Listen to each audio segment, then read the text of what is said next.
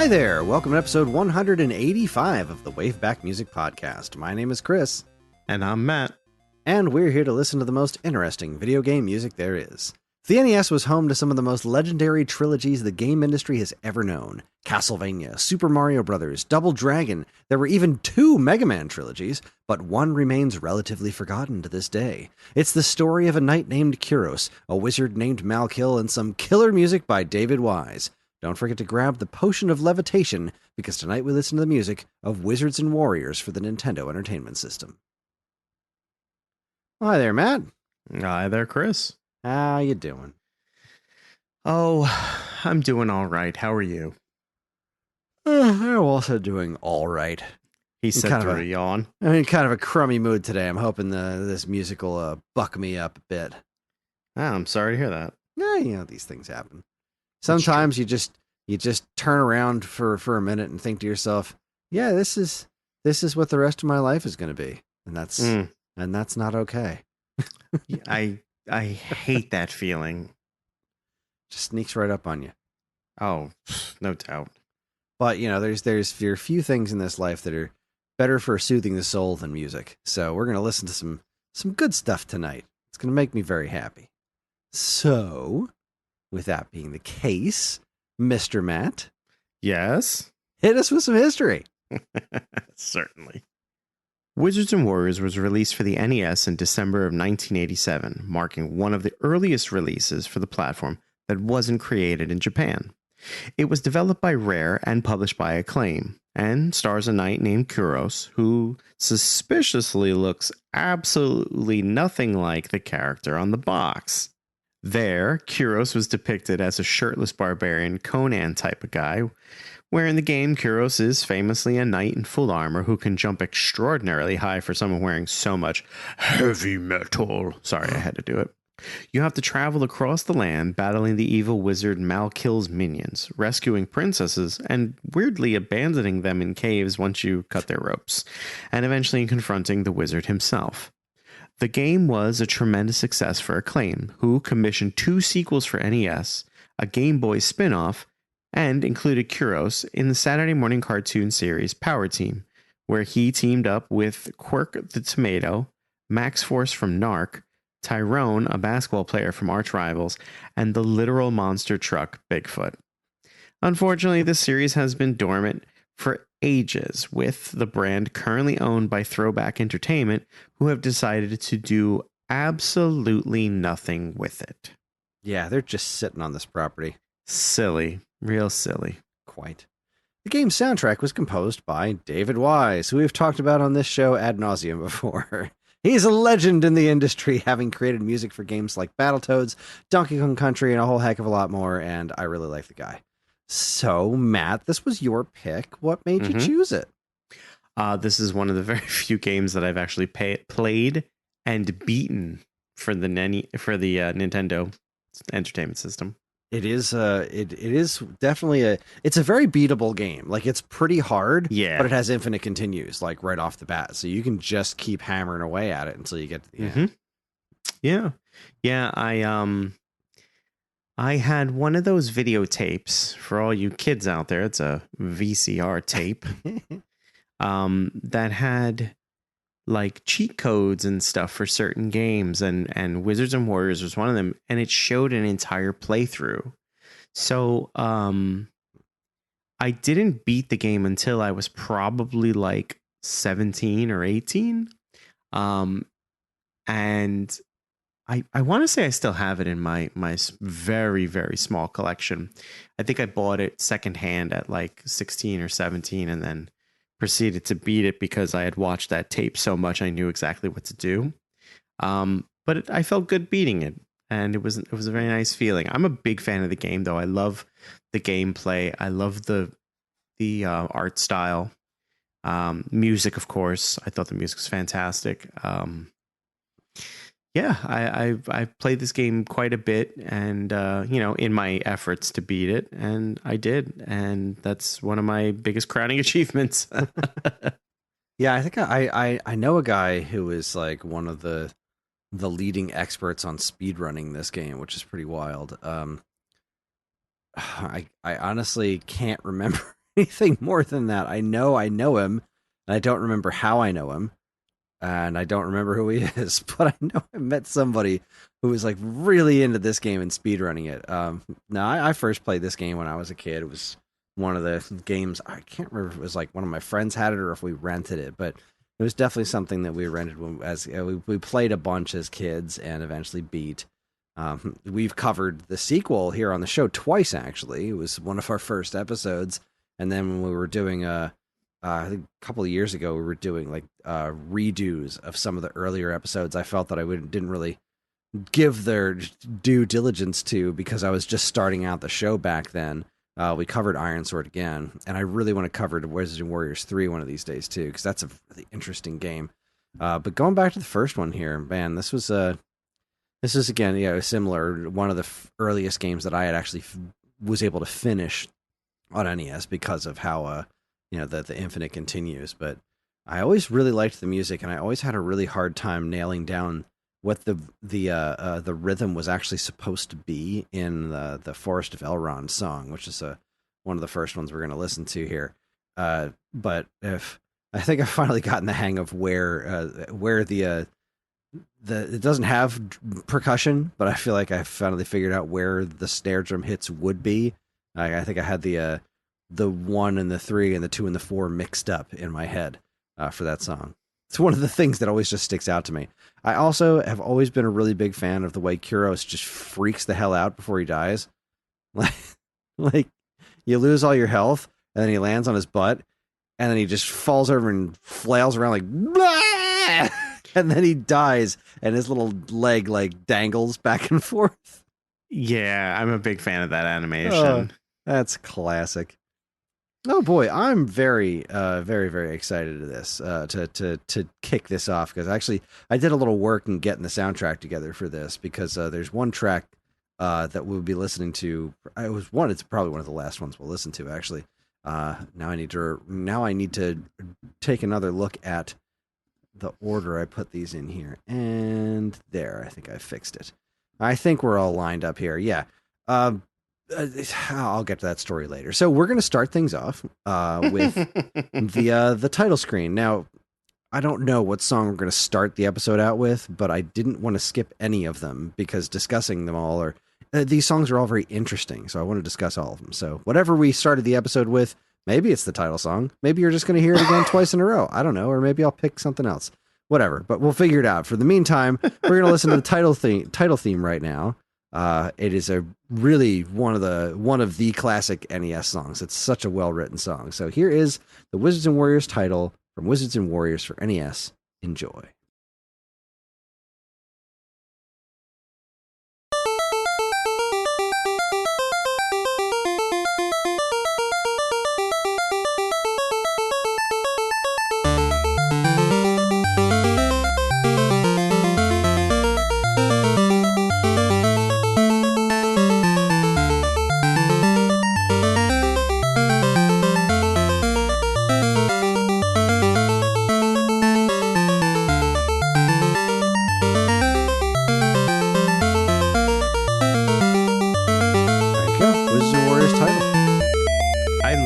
Trails off like that. Me too. I love that it's got a little ending. What's weird though is that when you press start, it plays that ending again. It just plays that exact it plays that one more time. So it always plays twice. Just silly. Just in case. Love that song. I love the it's very, it reminds me a lot of the Final Fantasy theme from NES, where it seems like this really simple thing, and then like these layers kind of add on top of it. Which really kind of bring it up to the next level. It's got that very, I don't know, medieval, almost harpsichord sounding, kind of like, It seems like, an epic tale of swords and sorcery, blah, de, blah, de, blah, kind of a song. But it's super catchy, and I love it. Yeah, I can definitely hear it covered in modern times with a harpsichord, or, that might have been the intention. It's really good. It gives it, has all the tropes of like a medieval soundscape. I don't know, soundscape's not the right word, but it's soundtrack. There you go. It's good. I'm big fan. Yeah, same here. Wonderful, wonderful tune. And it is reprised in Wizards and Warriors 3, as a matter of fact. It's when you go to the Knights training area, it's a newer version of this song. It's pretty cool. Nice callback. Totally different cadence, but it's absolutely the same song. So it's a really neat callback because there were no musical callbacks in Iron Sword. But there was that one in Wizards and Warriors 3. You like the connective tissue, you know? You like it all to come together. Feels nice. Yeah, exactly. Anyway, moving along, we're going to travel to the first proper song in the game. It'll show you this map, and then you start in the Forest of Elrond. I wonder if these guys read Lord of the Rings. This is such a cool song. It's whereas this Wizards and Warriors title is very medieval sounding. This other one's just like cool NES music sounding. I don't know how else to describe it. So this is Forest of Elrond. Enjoy.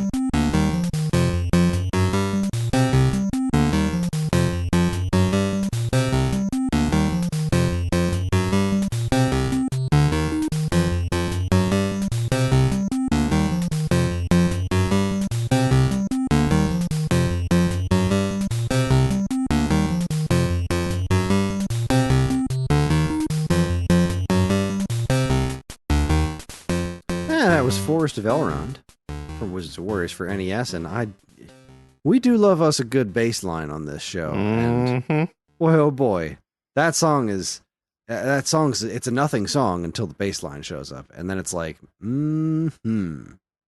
that's good stuff. It's got like a nice kind of, I would argue, walk, to it, but like it just kind of, I don't know, it just kind of moves in such a great way. It's like super simple. I like that whole like less is more. Yeah. And again, this is a pretty early NES game too. So like, it was doing a lot to show off Rare's technical prowess at the time, and of course, Iron Sword took everything up to the next level, including the sound. But even at this particular point in time, this was one of the more impressive soundtracks on the NES, I would say. Yeah, I mean, I can't argue with you. Again, like you said, considering the time frame. Yeah. Mm-hmm. Good stuff. I do like it. So next up, we're going to be moving on to a song called "Tree," because when you're in the Forest of Elrond, you are bouncing around. And you got to find some keys, and the keys open some doors into the trees. And when you go inside of the tree, this is the music that plays. So here is "Inside the Tree." Enjoy.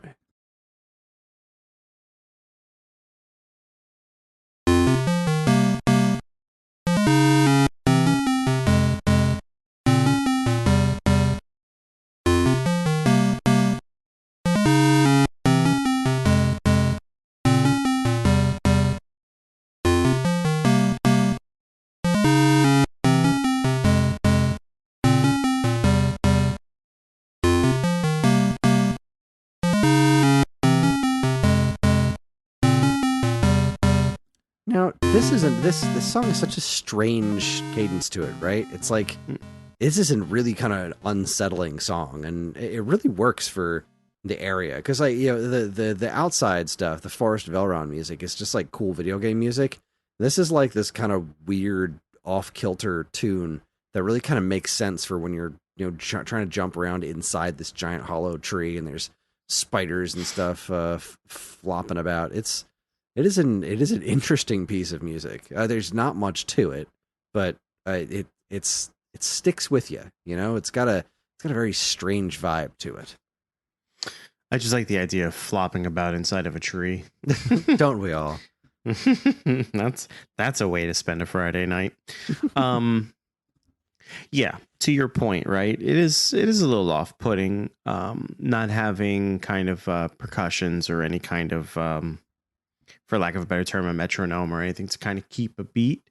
It does sit in a way that's a little unsettling.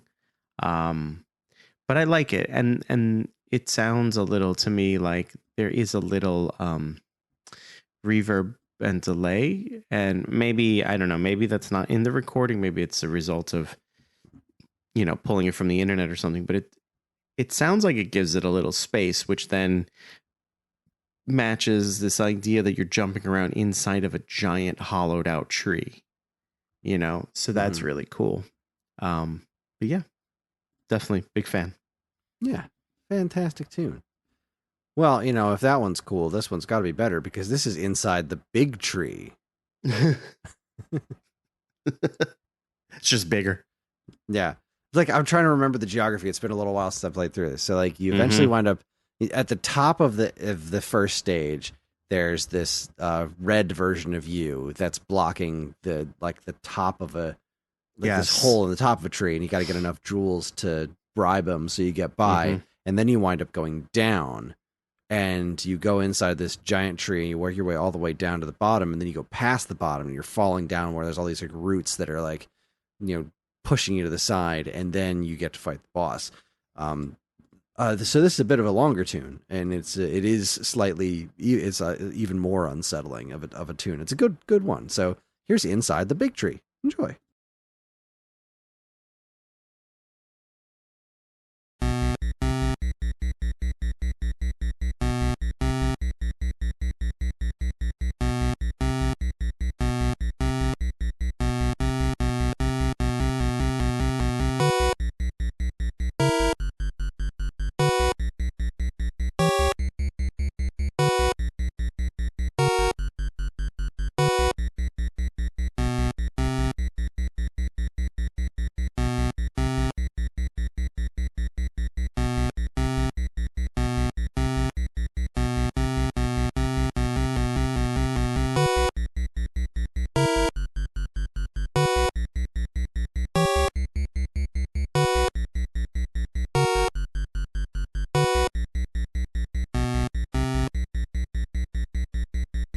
Real Jaws vibes out of that one. You beat me to it, yeah. that creeping 2-note.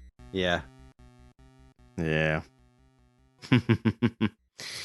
I dig it though. Like it again, very simple, but it's very effective. Yeah.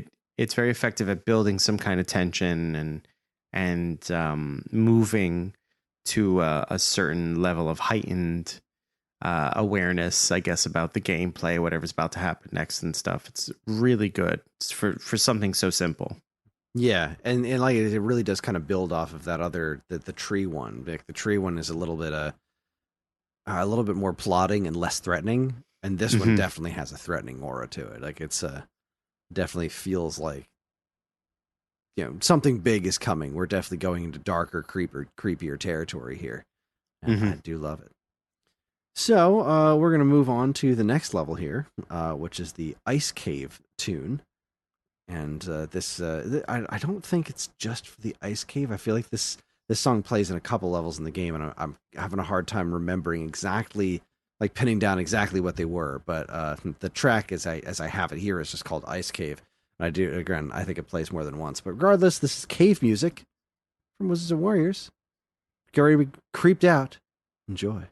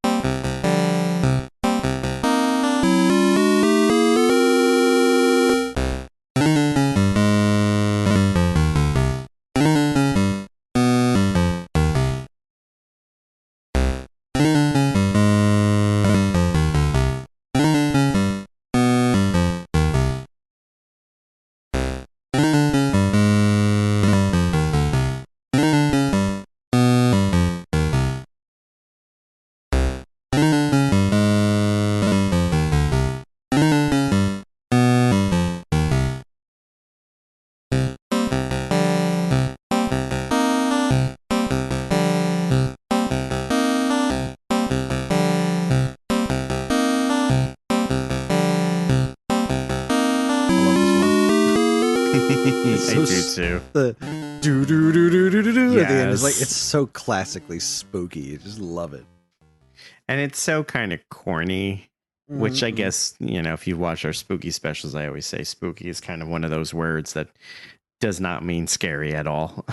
Not to me, at least. I love the little trill, like doom doo doo doo doo doo rum, doo doo doo doo. It's like it's just so cool. I don't know what else to say about it. It is very classically, like it reminds me kind of like the score of a very cheesy like 1950s horror movie or something where you're Yeah. exploring a cave, or even like Scooby Doo or something. Like it's very like kind of kitschy, but boy does it work.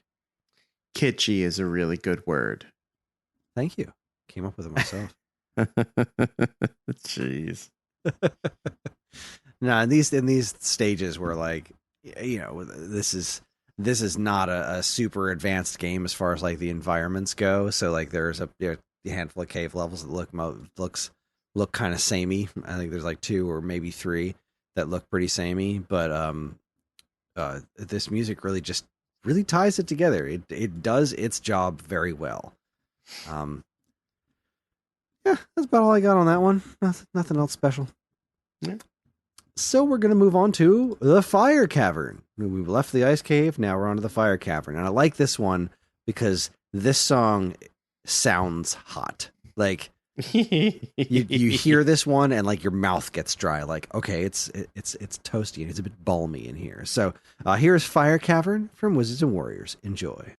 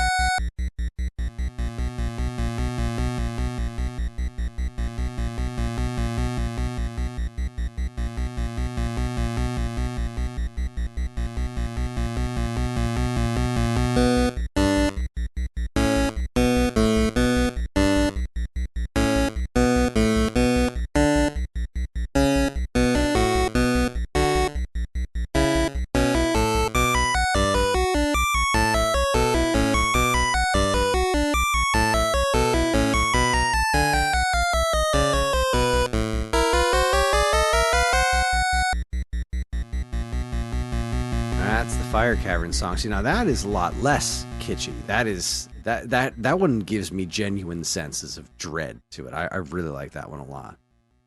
I got to agree with you. What I love, obviously, the creeping bass line, but I actually really, really love the leads. The lead tones, or the lead melody and its tones are fantastic.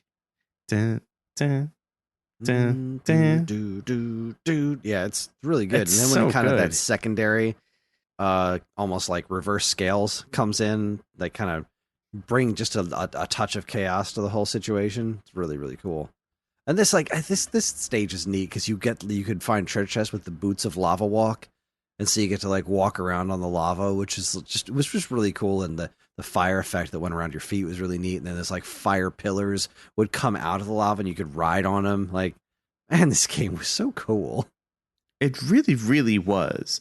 I hate to be like arrogant or pompous and say like I think it was kind of ahead of its time. There were a lot of elements that I think were ahead of its time. And the sequels continued to be that ambitious, which is one of the things I loved this trilogy on NES. Like the third one's just like a full on Metroid style exploratory action with like different guilds and costumes, not costumes. Like you would join different guilds and you could like be a wizard, be a knight, be a thief.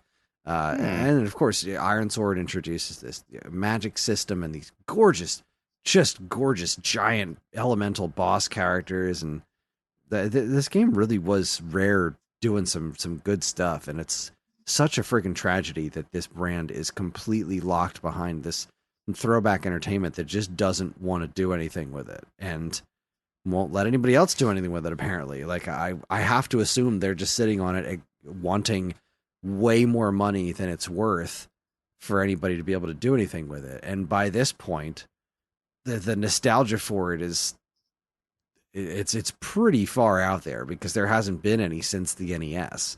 This was ages ago. And there are 3 NES games and 1 Game Boy game, and you've waited too long. Your brand does not have the value that it used to have. I really wish that they would, sell the property back to, Rare / Microsoft, or just let somebody do something cool with it. Like, because I would love to see them finish the theoretical 4th game that never happened that involved Kyros traveling through time. But now, when we do the Wizard Warriors 3 episode, we'll talk all about that. So moving on, yes, we're actually getting towards the end of the game already here. This next song is an earworm. It's called Outside Castle Ironspire. This is one of those songs that would this is a tough level with lots of tricky platforming with bricks that come in and out of the side of the castle, and this music can get a little grating. So, yeah, enjoy Outside Castle Ironspire. Here you go.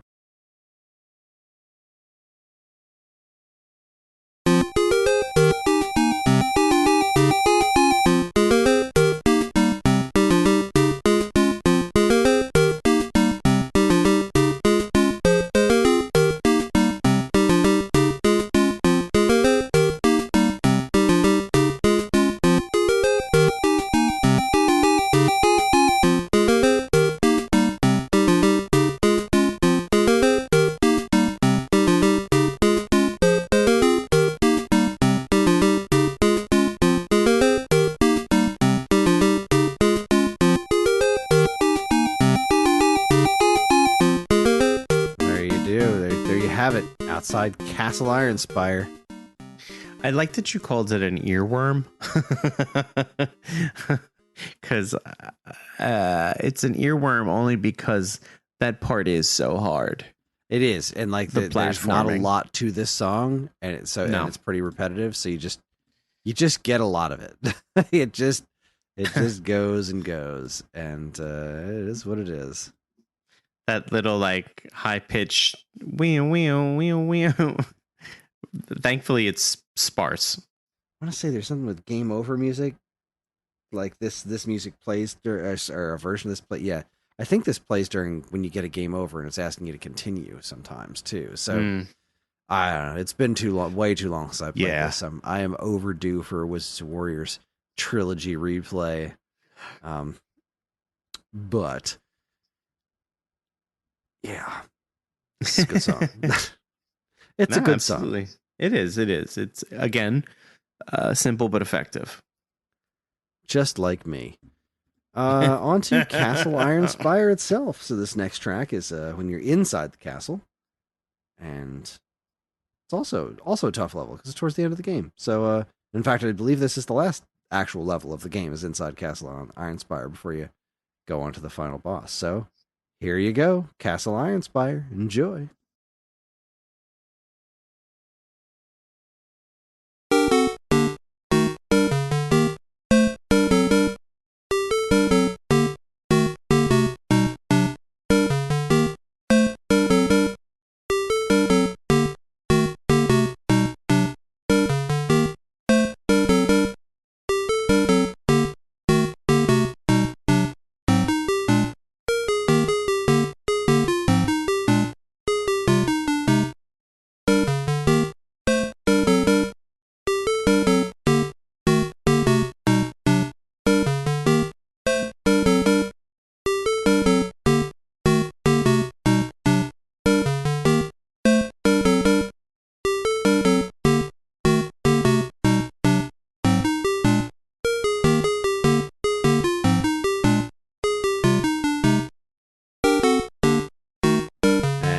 That is Castle Ironspire.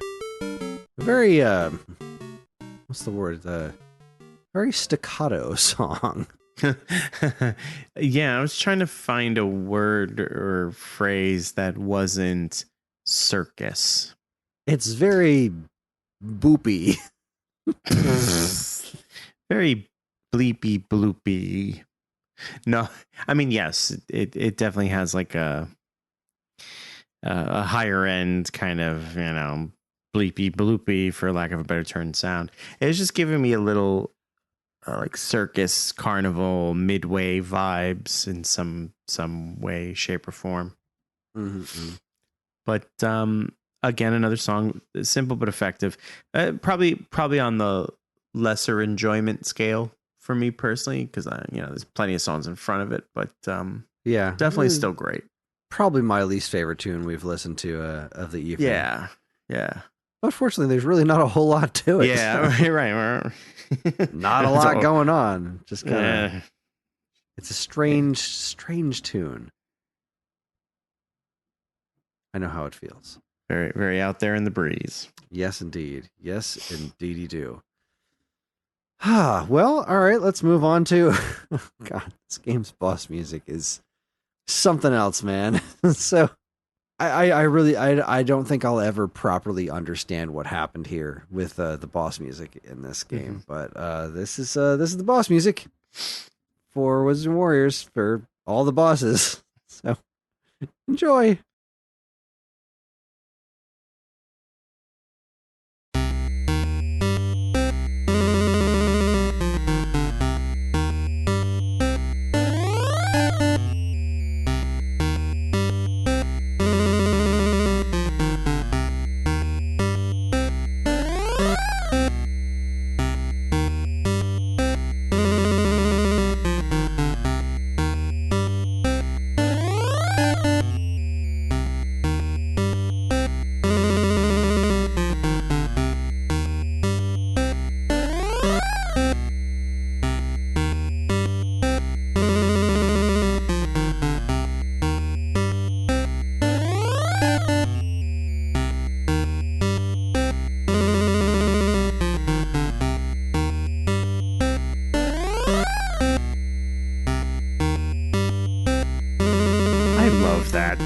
I have such a soft spot in my heart for that.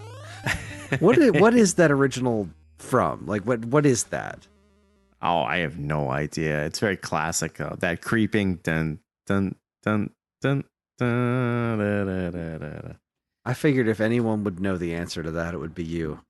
Damn. But sadly, you put too much faith in me. Here we are. No, look, it does hold a special place in my heart. But on the other hand, I know what David Wise is capable of, and we've got all this interesting music so far, and to have the boss music just not even really be an original tune is a little bit of a letdown, but all in all, it just adds to the overall character of this game, which is weirdly cheesy. I mean, I don't know. Yeah, it is a little cheesy. It is very reminiscent of something else, but I don't know, man. I really do have a soft spot in my heart for it. It's a little chips and queso, but I remember very specifically remember the bat boss. Like it was this. My friend taught me this one. So you'd have to have the potion of levitation, and the boss.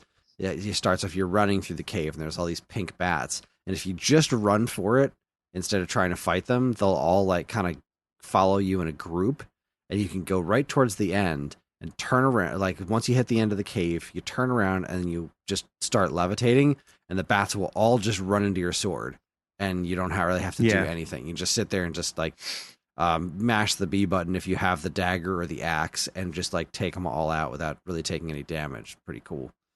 The bosses were fun in this one. They weren't always like great looking, but they were fun. I liked that a lot about this. Yeah, this was just a fun game. Like early NES games were just like trials and tribulations. They were so tough. Yeah, and especially with this one's combat system was so strange, right? Because you could swing your sword, but it didn't really do anything. Like you had to try to jump into things with your lance, or get the knife or the axe that you could throw. But like your actual like swinging your sword it didn't work like it did in other games. It was very strange.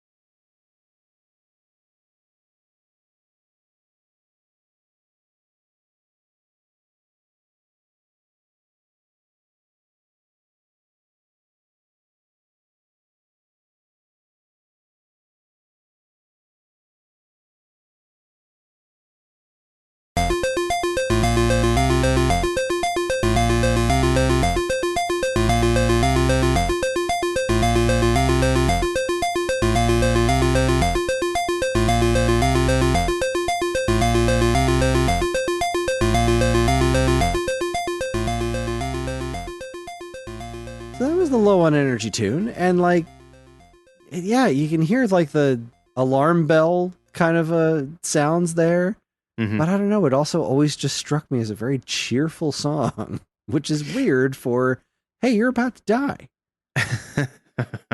Which side are you really on? It always to me sounded like it was something that was supposed to be starting up and just never did. Like it's like the beginning of something else. Doom, doo-doo-doo-dum, Right. Yeah, I hear doo-doo-doo-dum. that. I can definitely hear that. That's an interesting perspective. I never thought of that before. But yeah, I it don't seems it like it's the beginning of a much longer song.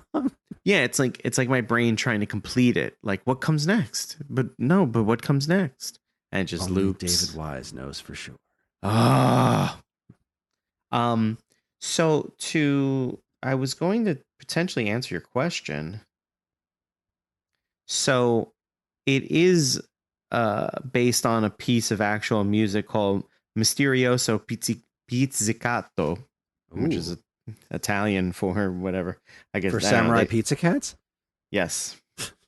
I don't know. Underneath it says the villain, so I don't know if it's actually my tie-in so bad. Um, but but apparently that's what the boss music is based on. Huh. But according to the internet, and according to the internet's AI or Google's AI, the song that David Wise wrote is called "Black Magic Enemy." Really? Take that for what it's worth. I don't know. Let's see. Yeah, I feel like these songs might probably have actual names that I'm not really using. Let's see. Yeah. According to the AI from Google, right? It says the boss music in Wizards and Wars, specifically the 8-bit version of Misterioso Pizzicato, is based on a classical piece of classical music. David Wise, the composer of the game's soundtrack, is known for incorporating elements of classical music, and this boss theme is a prime example. Um, again, grain of salt, right? But I just listened to the Misterioso Pizzicato, and it is, in fact, dun dun dun dun dun. Dun, Dun, dun, dun, dun. dun, dun, dun. Yeah. So I can't uh, find official track names for this music. I found something on a website called ocremix.org, Wizards and Wars. And the names here, like, let's see, there's one called Alarm Clock, and That's the that it. death music. That's what we I just listened to. Yeah, I imagine. I have to download. Oh wait, can I listen to it right here? No, I cannot. Black Magic Enemy, Blue Caves, Pink Caves, Door, Inside Castle Iron Spire, Inside the Trees, Life Force Drains, Pick up a Yeah. new item, Potion, Red Caves, Purple Caves, Register your initials, Start, Thou hath rescued the distressed damsel, Title, Tunnels, and Woods of Elrond. Yeah. But I don't know that these are official names. Like, Right, this right. is just OC Remix. And I love OC Remix. OC Remix is great. there are a lot of cool remixes of Wizards and Warriors tunes, many of which I have on my computer. But I feel like there's a couple on here I don't think I've heard. It's been a while. Well. Yeah. I'll have to mess with that in a bit. But let's see. Yeah, it's difficult to say. I don't think this... I think just like the game itself has never been re-released, I don't think this has ever had an official soundtrack release, which, kind of, it's just one of those things that I would buy this. I would buy a record box set that had the Wizards and Warriors music on it. I would. All 4 of them. Do it. Imagine that. Smile on my face. I was just listening to the soundtracks earlier today in preparation for this episode. I was actually wrong. We have 2 songs left because I saved a weird unused track for our going away song. So this next track here is called Potion, or at least that's what I'm calling it. What's interesting is if you find this soundtrack online, chances are you're going to hear a different version of it. And I've never really been able to find an exact answer as to why this is, but I think I know what it is. So if you listen to this song, if you just look it up on YouTube or whatever, it's going to sound like there's just a whole lot of weird echo going on. Like there's just a whole lot more to it. And it sounds super messy. And it doesn't sound like that when you play it in the game.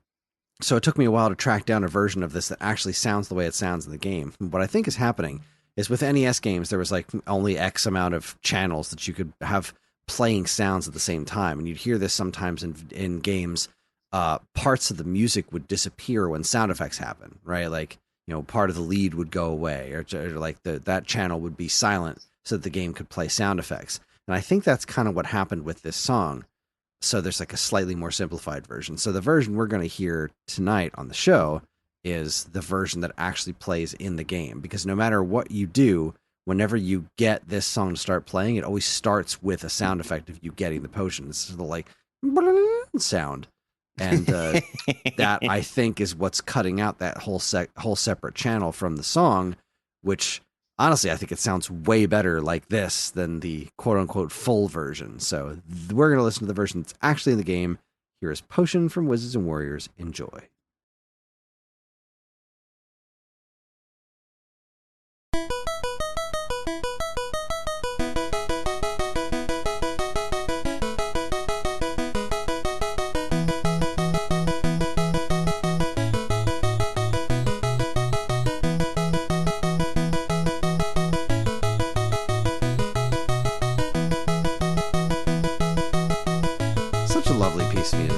I've always loved that song, and it's really hard to get it to play the full thing, actually.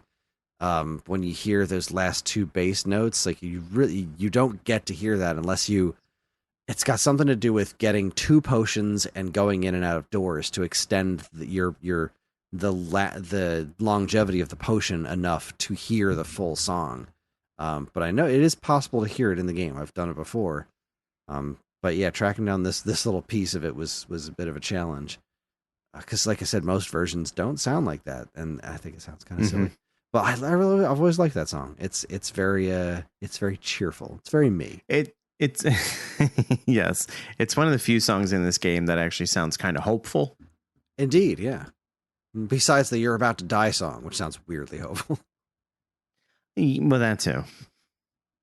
You're about to die. Oh, that's great. I didn't know this game's music had lyrics. Oh, but yes, it does. Kind of surprised Bernal-Floss didn't come up with that one.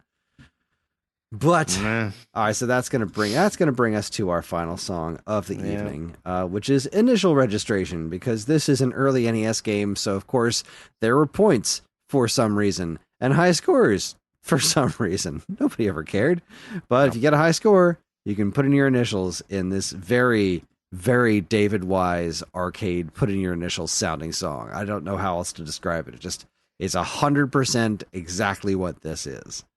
So here is Initial Registration. Enjoy.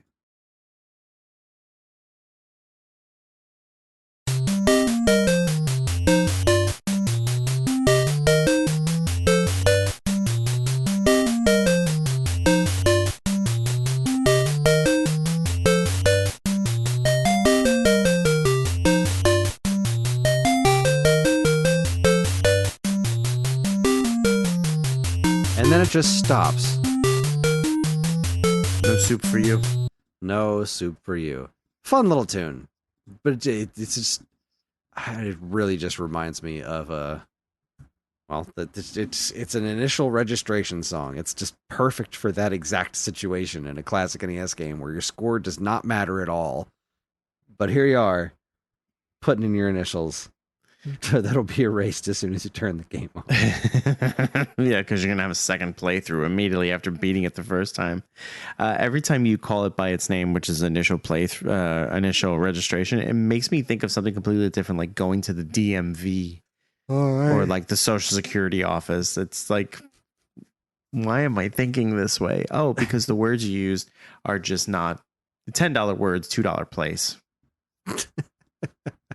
Love it. It's fantastic, but it is it's got a very arcade initial input vibe to it. It's very, it definitely has on that the nose. feel. Yeah, good stuff. Well, this was fun. What a fun trip down memory lane. It is a simple soundtrack. The songs are all pretty short, but this game really holds a lot of good memories for me, and I hope we see it again someday. It'd be real nice. Maybe they're very quietly working on like the Castlevania collection, the Contra collection. Maybe they'll do a Wizards and Warriors collection. Yeah, I would love to see that happen. I know we're getting a Bubsy collection, so come on now. Somewhere Dean is crying. I'm buying it. They just announced the full slate of games on it, the perfect collection, and it is almost perfect. It has all the old games except Super Bubsy, probably because it runs on Limited Run's Carbon Engine, and as far as I know, Carbon Engine doesn't do MS-DOS games, so no Super Bubsy for us, which means it is not a perfect collection, but it does have the Jaguar game on there, so... You win some, you lose some?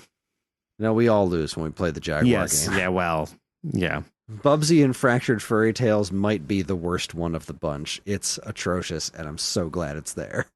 God. It's one of the 2 Jaguar games I own complete in box. I have the whole Bubsy saga. I have every single one of them, including Super Bubsy. You say this with a proud sound in your voice. Yes, I am the proud papa. Okay. Just checking. Side note, just realized Wizards and Warriors had a Words of Power book, and Geekade did not cover that one. We were working on it, but we didn't get to finish it off. Who was doing it? I'm pretty sure it was a fella that's not with the website anymore. Copy that. Yeah. He was an interesting cat. And I'm not entirely convinced that he gave me my copy of the book back. I'll have to double check upstairs. Well, because I had that one. The only ones I were missing of the Worlds of Power books were Bases Loaded, which is weirdly expensive, and no, I can't remember the other one. Was it Ninja Gaiden, Simon's Quest? I actually have 2 copies of Ninja Gaiden for some reason, and they're both slightly different. Like the text is all the same, but the writing on the spine is like way bigger on one of them for some reason. Very strange. Mega Man 2, Master Blaster, Metal Gear. Oh, here we go. I took a picture of them recently. So let's see. I have Mega Man, Blaster Master, Metal Gear, 2 copies of Ninja Gaiden, Castlevania 2, Simon's Quest, Wizards and Warriors, Bionic Commando, and Infiltrator. So I have 1, 2, 3, 4, 5, 6, and 7. Which one? I'm missing Beyond Shadowgate. That's the other one. It's Beyond Shadowgate and Bases Loaded. I think it's Bases Loaded 2, actually. But yeah, those are the 2 that I'm missing. I feel like I had Beyond Shadowgate, and then during this process of people reading it, I lent it out, and I never got it back. But I could be wrong. I could be wrong. Well, for $110, you can get all 8. No, thank you. I bought all the ones that I have, with the exception of that second Ninja Gaiden one, but all the other ones that I have, I bought for like 30 cents each on Amazon years and years and years ago, is before there was any interest in them. I'm pretty sure they're all somewhat expensive now. Or you could buy it for $55 on eBay. Absolutely not. That's $56 too much. It really is. These books are not great. No, I read Simon's Quest. It was awful. Yeah, it was. Fun fact. For a long time, I was using Goodreads to track my reading habits and what I've started, finished, in the middle of, etc. When I did the Simon's Quest, I ticked that box. I read that book. You did read that book. I read it out loud. I remember what a process that was. Wow. Well, I'm very willing to, I'm going to regret these words. I'm very willing to read Wizards and Warriors to continue to complete that, I don't know, foray into not so fine literature. I have to know. Has anyone listened to any of these in the last decade? I don't know. I can't tell. We posted them. Let's see. Let's see. Words of Power episode list. Yeah, we have Ninja Gaiden by Castlevania 2 has the most listens. Really? How many? Castlevania 2 Simon's Quest Chapter 22 has 115 listens. 115? Yeah. 115 people listen to me read that awful chapter 22 of that book. Yeah, just that chapter though. All the rest of them are 35 or less. Even 35 is what? That's so weird. It really is. I remember doing voices too. Castlevania, Mega Man, Metal Gear, and Ninja Gaiden are the 4 that we got done. They are still available on the internet. 5. You can still go listen. You missed Master Blaster. Oh, Blaster Master's not up here anymore. I did Blaster Master. I see it on mine when I go to the Geekade. When I go to geekade.com and I search Words of Power. It's not on Pinecast anymore. So is the actual audio up there? I have to wonder. Let's see. I've got chapter 1 and I'm going to press play. Yep. That's so weird. Oh boy, things are going wrong with the Geekade website too. I'm looking at the WaveBack, and whatever the image is on WaveBack is a giant blank rectangle now. Oh boy, I'm gonna have to do a little bit of work here. I'm seeing it just fine. Oh, maybe it's just my browser. I need a new photo. Look at that. Words of Power. There's Blaster. So wait, there's all right, Ninja Guys. So we did 5 of them. There's Blaster Master. So where is this audio? Oh, I think this audio is just actually uploaded directly to the website. How odd. How yeah. Boy, oh boy, I read that whole ass book, didn't I? Isn't that the stupidest thing? Anyway, this was quite the tangent. We should get back to Wizards and Warriors. So sorry. Well, I made it about Wizards and Warriors, so we didn't do that book. We didn't. We will someday. But anyways, that's going to be it for us this evening. That's our show. Join us next time for my pick. In celebration, it's June for our next episode. And we're getting the first new Mario Kart game in about a decade. So we're going to listen to the music of Super Mario Kart for Super Nintendo. That is going to be our next episode. That's going to be a lot of fun. It is. And so is Mario Kart World. I'm very excited. It's ridiculous that there hasn't been a new Mario Kart game in this long. Now, granted, there was Mario Kart Tour and Mario Kart Live, and I think there was at least one new Mario Kart arcade game since Mario Kart 8 came out. But still, proper mainline home console Mario Kart. It's been ages. It's been about a decade. But anyways, we here at WaveBack Podcast are incredibly grateful to everyone who listens, and we love communicating with you when we can. We have a couple of ways you can do that. There's the Geekade Discord channel, in which we have a WaveBack chat, where we frequently discuss all manner of stuff related to video game music and whatever our next episodes are going to be. Of course, you can always still send us an email at mail@geekade.com, and while you're at it, check out all our social media channels, which you should totally follow, like, and subscribe to if you haven't already. WaveBack and other Geekade podcasts are made possible thanks to the Geekade Patreon page. There, patrons can get access to a monthly podcast topic and recording schedule, get early access to most of Geekade's shows, including this one, and more. If you've enjoyed our podcasts over the years, follow the link in the description and give it a look. We really appreciate it. Finally, as always, be sure to check out all the other great content we have on our site over at geekade.com. We'll be leaving you off with a bit of an oddity. There is apparently an unused version of the Forest of Elrond tune, and it is super weird. So we're just going to leave you with that. So please enjoy, and we'll see you next time for Mario Kart. Good night, everyone. Bye.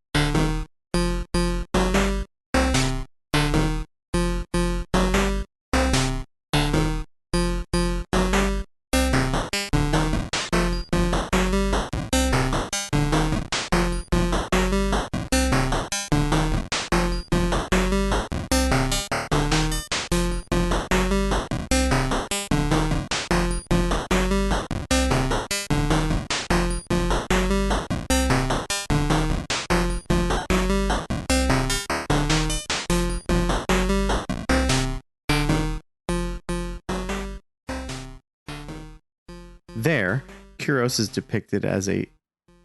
Can you... Lost an R there, didn't I? Just a little bit. Nah, he was a shitless barbarian. He was a shitless barbarian. All right.